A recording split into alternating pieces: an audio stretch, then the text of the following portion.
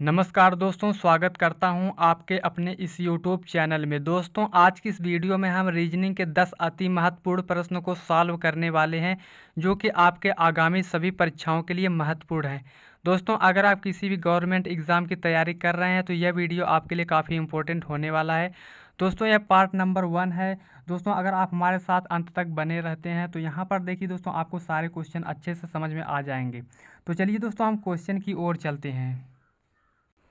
दोस्तों, आज का हमारा पहला प्रश्न है, आदमी का संबंध जिस प्रकार है चलना से, उसी प्रकार हमें बताना है कि मछली का संबंध किससे होगा। अब देखिए दोस्तों, यहाँ पर ध्यान से देखिए। यहाँ पर आदमी क्या करते हैं दोस्तों, यहाँ पर चलने का कार्य करते हैं, यानी कि वो चलते हैं। और मछलियाँ क्या करती हैं दोस्तों, वो तैरने का काम करती हैं, यानी कि वो तैरती हैं। तो इसलिए जो आपका राइट आंसर हो जाएगा दोस्तों, आपका सन नंबर ए आपका राइट आंसर हो जाएगा। तो चलिए दोस्तों, नेक्स्ट क्वेश्चन की ओर चलते हैं।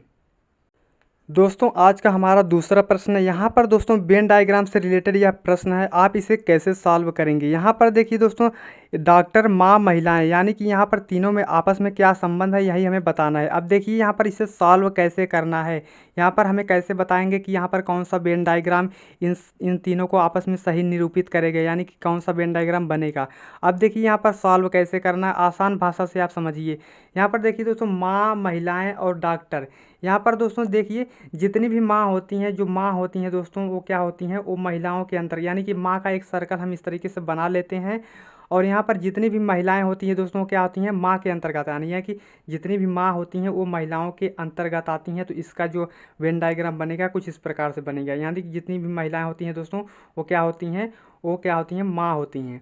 अब देखिए यहाँ पर डॉक्टर दिया गया है। अब डॉक्टर क्या होते हैं, डॉक्टर सभी महिलाएं डॉक्टर तो हो नहीं सकती और सभी माँ डॉक्टर तो हो नहीं सकती। इसलिए हम क्या करेंगे, यहाँ पर देखिए दोस्तों, यहाँ पर जो है डॉक्टर, यहाँ पर क्या होती हैं, कुछ माँ और कुछ महिलाएं डॉक्टर हो सकती हैं, लेकिन सभी महिलाएं और माँ डॉक्टर नहीं हो सकती, क्योंकि कुछ पुरुष भी डॉक्टर होते हैं। यहाँ पर दोस्तों इसका जो वेन डायग्राम बनेगा कुछ इस प्रकार से बनेगा, यानी कि यहाँ पर इस टाइप से बनेगा। अब देखिए दोस्तों, इस टाइप से किस ऑप्शन में देखने को हमें मिल रहा है, तो ऑप्शन नंबर जो है, ऑप्शन नंबर आपका सी जो है सही जवाब हो जाएगा।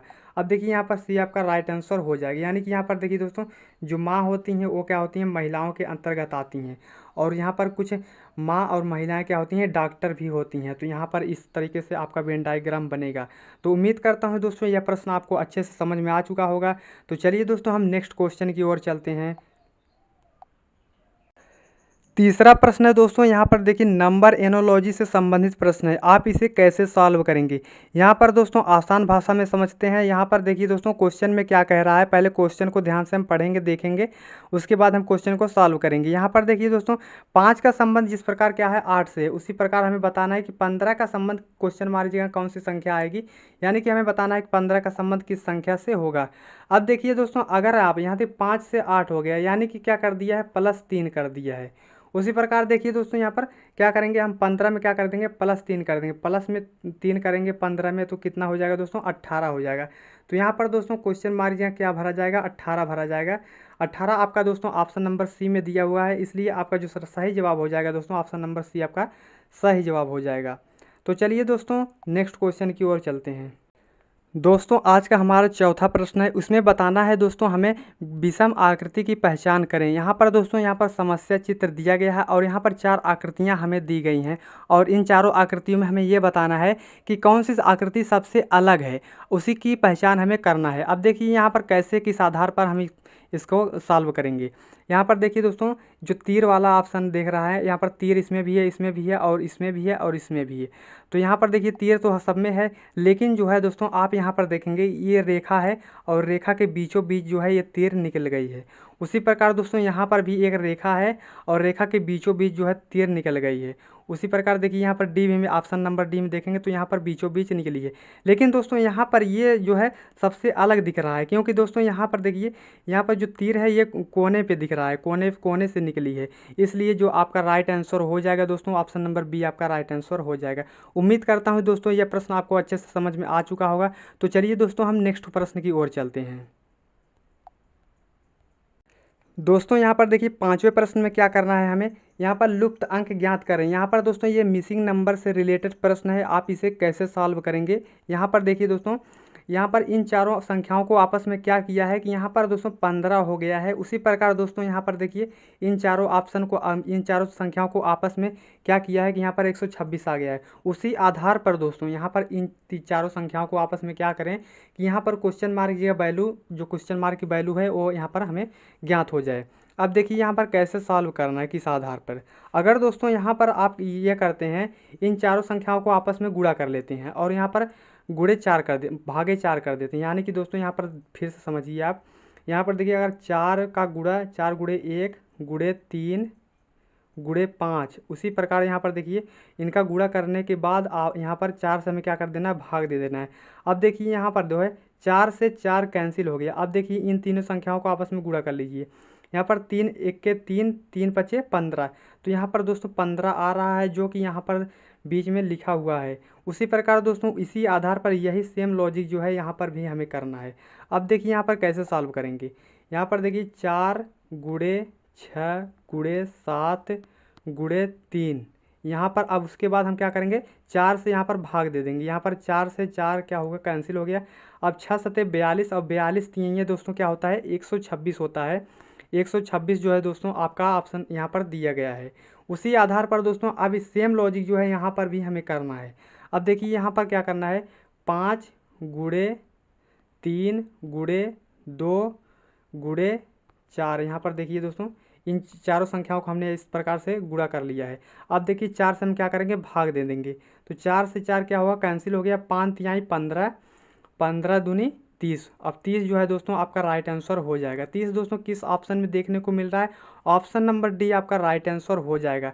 तो दोस्तों उम्मीद करता हूँ यह प्रश्न भी आपको अच्छे से समझ में आ चुका है। तो चलिए दोस्तों हम नेक्स्ट प्रश्न की ओर चलते हैं। दोस्तों छठवां प्रश्न है, यहाँ पर देखिए दोस्तों नंबर एनालॉजी से संबंधित प्रश्न है। यहाँ पर देखिए दोस्तों 5 का संबंध जिस प्रकार 27 से है, उसी प्रकार दोस्तों हमें बताना है कि 9 का संबंध किस संख्या से होगा। अब देखिए दोस्तों आप कैसे सॉल्व कर सकते हैं। पहले आप सिंपल तरीके से सोचेंगे। यहाँ पर संख्याओं को आप ध्यान से देखेंगे। ध्यान से देखने के बाद क्या करेंगे, आप लॉजिक लगाएंगे। यहाँ पर दोस्तों क्या करना है, हमें 5 का संबंध जिस प्रकार क्या है 27 से है, उसी प्रकार हमें बताना है कि यहाँ पर 9 का संबंध किस संख्या से होगा। अब देखिए दोस्तों यहाँ पर अगर दोस्तों आप 5 का स्क्वायर कर देते हैं तो 5 का स्क्वायर कितना होता है दोस्तों, 25 होता है। और 25 में प्लस 2 कर देते हैं दोस्तों, यहाँ पर देखिए तो यहाँ पर 27 हो जा रहा है। अब देखिए सेम लॉजिक जो है दोस्तों यहाँ पर भी करना है। सेम जैसे हमने इसमें किया वैसे यहाँ पर भी करना है। अब देखिए यहाँ पर 9 का आप स्क्वायर कर देते हैं। 9 का स्क्वायर कितना होता है दोस्तों, 81 होता है। 9 का स्क्वायर 81 होता है। अब यहाँ पर हमने प्लस 2 किया था तो यहाँ पर भी प्लस 2 कर देंगे। तो जब यहाँ प्लस 2 कर देते हैं दोस्तों कितना हो जाता है, 83 हो जाता है। 83 दोस्तों आपका किस ऑप्शन में दिया है, तो ऑप्शन नंबर ए आपका राइट आंसर हो जाएगा। तो उम्मीद करता हूँ दोस्तों यह प्रश्न भी आपको अच्छे से क्लियर हो चुका होगा। तो चलिए दोस्तों हम अगले प्रश्न की ओर चलते हैं। दोस्तों सातवां प्रश्न यहाँ पर देखिए, सातवें प्रश्न को आपको क्या करना है, ध्यान से पहले देखना है क्वेश्चन को। यहाँ पर दोस्तों कैसे सॉल्व करना है, यहाँ पर देखिए दोस्तों यहाँ पर ई एच जी का संबंध जो है जिस प्रकार आई के एल से है, उसी प्रकार दोस्तों हमें बताना है कि पी आर एस का संबंध किससे होगा। यहाँ पर क्वेश्चन मार्क क्या आएगा। अब देखिए यहाँ पर हम कैसे सॉल्व करेंगे। दोस्तों अगर आपको संख्याओं का नंबरिंग नहीं आता है, यानी कि इनका जो अक्षरों का नंबरिंग नहीं आता है, तो इसे आप ज़रूर याद कर लीजिए। अगर आपको आता है तो आप क्वेश्चन को जल्दी से बना पाएंगे। अब देखिए दोस्तों यहाँ पर क्या करना है, यहाँ पर ई जो है दोस्तों 5वें नंबर पे आता है, तो ई से आई हो गया है। उसी प्रकार एच से क्या हुआ है, के हो गया है। जी से यल लिख दिया, यानी कि इस आधार पे हम ऐसे प्रश्न को सॉल्व करेंगे। अब देखिए यहाँ पर दोस्तों यहाँ पर ई जो है दोस्तों ये 5 नंबर पे आता है, और एच जो है दोस्तों 8 नंबर पे आता है, और जी जो है दोस्तों ये 7 नंबर पे आता है। अब देखिए यहाँ पर लिखा क्या है, यहाँ पर देखिए दोस्तों ई से क्या हो गया है, आई हो गया, यानी कि यहाँ पर 9 हो गया है। अब देखिए एच से क्या हो गया है, के हो गया, यानी कि 8 से कितना हो गया है, 11 हो गया है। अब देखिए यहाँ पर जी से क्या हो गया, यल हो गया है। ये यल जो है दोस्तों 12वें नंबर पे आता है, यानी कि दोस्तों इसमें यहाँ पर 5 से क्या हुआ है, 9 हो गया है, यानी कि प्लस क्या कर दिया है, 4 कर दिया है। अब देखिए 8 से क्या हुआ है, 8 से 11 हो गया है, तो यानी कि 8 से क्या हुआ है, 11 हो गया, प्लस 3 कर दिया है। यानी कि अब देखिए यहाँ पर 7 से क्या हुआ है दोस्तों, 12 हो गया, यानी कि प्लस 5 कर रहा है। यहाँ पर देखिए दोस्तों आपको क्या करना है, लॉजिक को यहाँ पर ध्यान से याद कर लेना है। अब देखिए यहाँ पर प्लस 4 कर रहा है, फिर प्लस 3 किया, फिर प्लस 5 किया, यानी कि प्लस 4 प्लस 3 प्लस 5। अब सेम लॉजिक जो है दोस्तों यहाँ पर जैसे हमने इसमें किया, जितना जितना प्लस किया उसी तरह हम इसमें भी प्लस करेंगे। अब देखिए यहाँ पर क्या करना है, अगर आपको याद है इनका पी जो दोस्तों 16वें नंबर पे आता है। 16 में पहले हम क्या करेंगे, 4 प्लस करेंगे। 16 4 कितना होता है दोस्तों, 20 होता है। तो 20 जो दोस्तों आपका क्या होता है, 20 टी जो है 20 नंबर पे आता है। अब देखिए आर जो है दोस्तों 18वें नंबर पे आता है। 18 में क्या करेंगे, हम 3 जोड़ेंगे तो 18 3 कितना होता है दोस्तों, 21 होता है। और 21वें नंबर पे कौन सा अंक आता है, अक्षर आता है दोस्तों, वो आता है आपका जो है यू आता है। तो यू जो है दोस्तों यहाँ पर भरा जाएगा। उसी प्रकार दोस्तों यहाँ पर देखिए यस जो है दोस्तों, यस में हम क्या करेंगे, +5 करेंगे, यानी यस 19 नंबर पे आता है। और यहाँ पर जो है हम 5 + 5 करते हैं तो यहाँ पर जो है दोस्तों 24 बनता है। और 24 जो है दोस्तों 24 में अक्षर कौन सा होता है, यहाँ पर आपका क्या होता है, यक्स होता है। अगर आपको नहीं समझ में आया दोस्तों, मैं फिर से आपको एक बार समझा देना चाहता हूँ। यहाँ पर देखिए दोस्तों पी जो है दोस्तों ये 16वें नंबर पे आता है। और देखिए आर जो है ये 18वें नंबर पे आता है। और यहाँ पर यस जो है दोस्तों 19वें नंबर पे आता है। अब देखिए दोस्तों यहाँ पर क्या करना है हमें, यहाँ पर देखिए हमने जिस प्रकार इसमें क्या किया था, +4 किया था पहले, फिर +3 किया था, फिर +5 किया था। अब देखिए सेम लॉजिक जो है हम यहाँ पर करेंगे। अब देखिए 16 में +4 करेंगे, 16 4 कितना होता है, 20 होता है। अब देखिए यहाँ पर इसमें क्या करेंगे हम दोस्तों, 20 हो गया। और यहाँ पर देखिए दोस्तों 20 हो गया। अब यहाँ 18 में क्या करेंगे, +3 करेंगे, 18 3 क्या होता है, 21 होता है। और यहाँ पर देखिए 19 में +5 करेंगे तो यहाँ पर 24 हो जाएगा। अब देखिए दोस्तों यहाँ पर 20वें नंबर पे कौन सा अक्षर आता है, तो टी आता है। और 21वें नंबर पे कौन सा अक्षर आता है दोस्तों, यहाँ पर यू आता है। और देखिए दोस्तों 24वें नंबर पे क्या आता है, यक्स आता है। तो यहाँ पर दोस्तों क्या बना है, टी यू यक्स, यानी कि टी यू यक्स किस ऑप्शन में देखने को मिल रहा है दोस्तों, ऑप्शन नंबर सी में देखने को मिल रहा है। तो इसलिए जो आपका सही जवाब हो जाएगा दोस्तों, ऑप्शन नंबर क्या हो जाएगा, सी आपका राइट आंसर हो जाएगा। तो उम्मीद करता हूं दोस्तों यह प्रश्न भी आपको अच्छे से समझ में आ चुका होगा।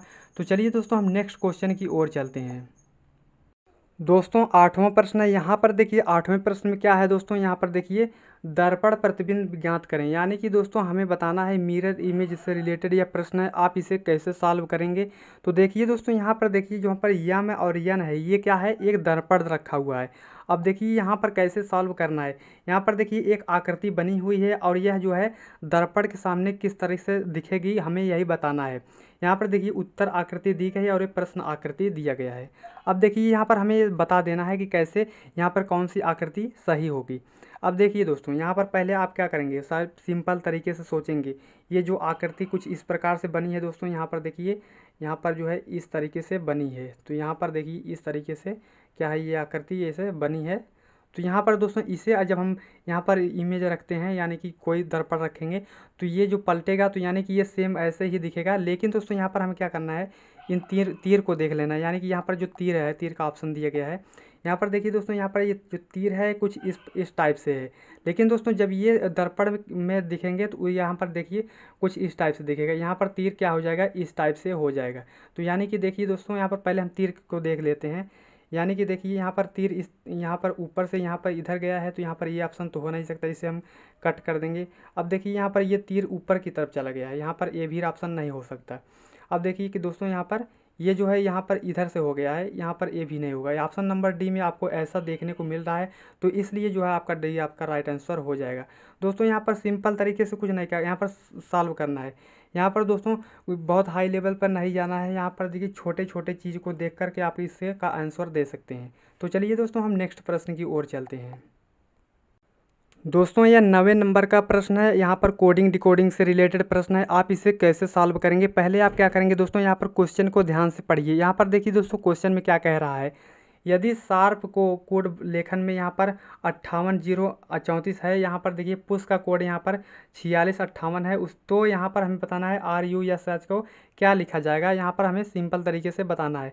अब देखिए दोस्तों आप कैसे सॉल्व करेंगे सिंपल तरीके से। आपको क्या करना है, पहले यहाँ पर आपने यह पढ़ लिया है, उसके बाद देखिए यहाँ पर पहले ये देखना है कि यहाँ पर कितने अक्षर हैं, RUSH, यहाँ पर 4 अक्षर दिए गए हैं। अब देखिए हमें क्या करेंगे, आर का क्या पता करेंगे, कौन सा नंबर है आर का। अब देखिए यहाँ पर SHAR, तो यहाँ पर देखिए आर जो है चौथे नंबर पे है। उसी प्रकार यहाँ पर देखेंगे तो यहाँ पर चौथे नंबर पर 3 है। तो यानी कि जो आर का जो नंबर है दोस्तों, आर का क्या नंबर है, वो 3 है। अब देखिए यू है, यहाँ पर यू यहाँ पर है, तो यहाँ पर ये देखिए PUSH। अब देखिए यू का क्या है, यू दूसरे नंबर पे है, तो यू का क्या है 6 है। तो यानी कि यू यहाँ लिखेंगे और यू का जो नंबर है वो 6 है। अब देखिए ये है दोस्तों, यहाँ पर यस यच दिया है, तो यस यच का क्या है दोस्तों, यस और यच का देखिए 58 दिया है, यानी 5 8 दिया है। तो यस का जो है दोस्तों ये 5 हो जाएगा, और यहाँ पर जो है यच का जो है दोस्तों यहाँ पर क्या हो जाएगा, 8 हो जाएगा। अब देखिए यहाँ पर हमें मिल गया, जहाँ पर देखिए 3 6 5 8, यानी कि 36 और 58 की इस ऑप्शन में देखने को मिल रहा है दोस्तों। ऑप्शन नंबर बी आपका राइट आंसर हो जाएगा। तो उम्मीद करता हूँ दोस्तों यह प्रश्न भी आपको अच्छे से समझ में आ चुका होगा। तो चलिए दोस्तों हम अगले प्रश्न की ओर चलते हैं। दोस्तों यह अंतिम प्रश्न है आज का। दोस्तों आज अंतिम प्रश्न को सॉल्व करने से पहले मैं आपको बता दूं, अगर आप हमारे चैनल पर नए हों तो हमारे चैनल को सब्सक्राइब जरूर कीजिएगा, क्योंकि इस तरीके की वीडियो मैं हमेशा अपने चैनल पर अपलोड करता रहूँगा। तो चलिए दोस्तों हम इस प्रश्न को सॉल्व करते हैं। यहाँ पर देखिए दोस्तों, यहाँ पर प्रश्न में क्या है, दिए गए समूह में भिन्न की पहचान करें। यहाँ पर देखिए दोस्तों 4 ऑप्शन दिए गए हैं, और हमें ये बताना है कि यहाँ पर इन चारों ऑप्शन में कौन सा सबसे अलग है। अब देखिए कैसे सॉल्व करेंगे। यहाँ पर देखिए क्रिकेट है, फुटबॉल है, यहाँ पर हॉकी है और पोलो है। लेकिन दोस्तों यहाँ पर अगर आप देखेंगे ध्यान से, तो जो क्रिकेट होता है दोस्तों वो मैदान में खेला जाता है। अब देखिए फुटबॉल को भी हम क्या करते हैं, मैदान में ही खेलते हैं। जो हॉकी होती है उसे भी हम मैदान में खेलते हैं। लेकिन दोस्तों ये पोलो जो होता है दोस्तों, ये घोड़े पर क्या होता है, घोड़े पर चढ़कर खेला जाता है, यानी कि ये घोड़े पर क्या होता है, चढ़कर खेला जाता है। तो इसलिए जो है आपका राइट आंसर हो जाएगा ऑप्शन नंबर डी हो जाएगा। तो उम्मीद करता हूँ दोस्तों ये प्रश्न आपको अच्छे से समझ में आ चुका होगा। तो मिलते हैं नेक्स्ट पार्ट में, तब तक के लिए जय हिंद जय भारत।